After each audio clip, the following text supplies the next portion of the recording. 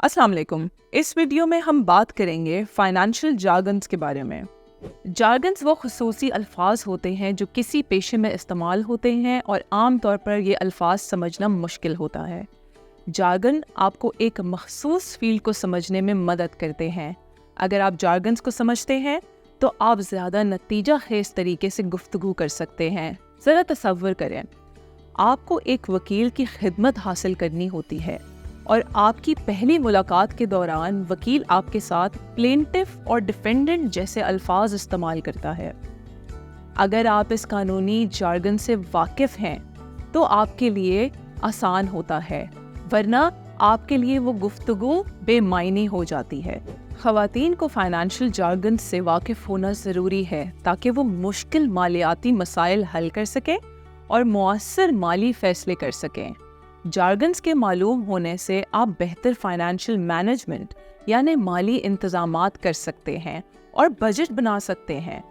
मिसाल के तौर पर रेवेन्यू, ड्राइंग्स वगैरह, जिन पर हम मज़ीद बात करेंगे।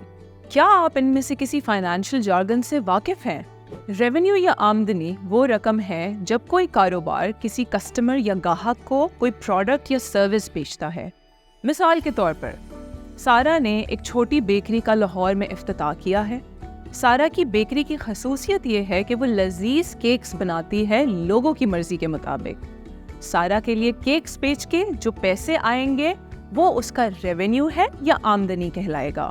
कॉस्ट ऑफ सेल्स या कॉस्ट ऑफ गुड्स सोल्ड वो अखराजात हैं जो किसी प्रोडक्ट या सर्विस को बनाने में इस्तेमाल होते हैं जो फरोख्त की गई थी।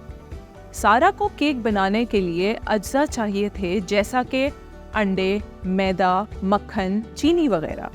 केक के डब्बे जिसमें केक पैक होता है वो भी उसकी कॉस्ट ऑफ सेल्स कहलाता है। एक्सपेंसेस या अखराजात वो रकम है जो कारोबार के रोज़मर्रा के मामलात चलाने के लिए खर्च किए जाते हैं, जैसा कि सारा को बेकरी चलाने के लिए किराया, बिजली का बिल, गैस का बिल, मुलाजमीन की तनख्वाह वगैरह देनी पड़ती है। अगर आपकी आमदनी आपके अखराजात से ज़्यादा है तो ये ज़ायद रकम आपका प्रॉफिट या मुनाफा कहलाता है। अगर आपके अखराजात आपकी आमदनी से ज़्यादा हैं तो वो आपका नुकसान या लॉस कहलाता है। जब आपकी आमदनी और अखराजात बराबर हो जाते हैं उसको ब्रेक इवन कहते हैं। मिसाल के तौर पर ईद के दिनों में सारा की आमदनी उसकी अखराजात से ज़्यादा हो गई तो इस सूरत में सारा को मुनाफा हुआ। इसी तरह जुलाई के महीने में सारा की बहुत ज़्यादा सेल नहीं हुई और बिजली का बिल बहुत ज़्यादा बढ़ गया, जिसकी वजह से उसकी आमदनी उसके अखराजात से कम हो गई और वो एक नुकसान की सूरत इख्तियार कर गई। इसलिए जुलाई के महीने में सारा को नुकसान उठाना पड़ा।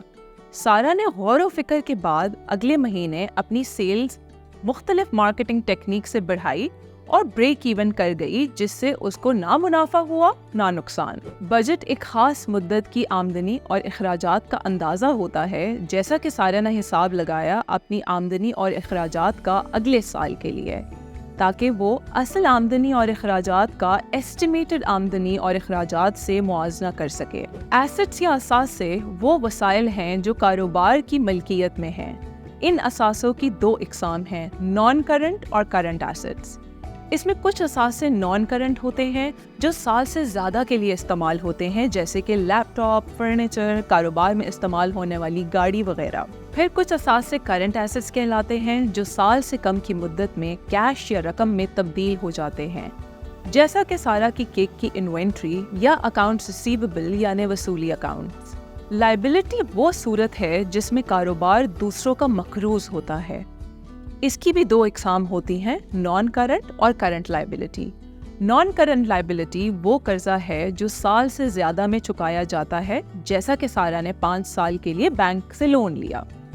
इसी तरह करंट लायबिलिटी वो कर्जा है जो साल से कम में चुकाया जाता है, जैसा कि वो ग्रोसरी स्टोर का कर्जा जिससे सारा ने उधार पर अज्जा लिए थे। कारोबार से जो ज़ाती इस्तेमाल के लिए पैसे निकाले जाते हैं वो ड्राइंग्स कहलाते हैं, जैसा कि सारा ने अपने घर के बिजली का बिल दिया कारोबार के पैसों से। ये ड्राइंग्स कहलाता है और ये इक्विटी को कम कर देता है। रिटेन अर्निंग्स वो मुनाफे की रकम है जो आप कारोबार में बरकरार रखते हैं।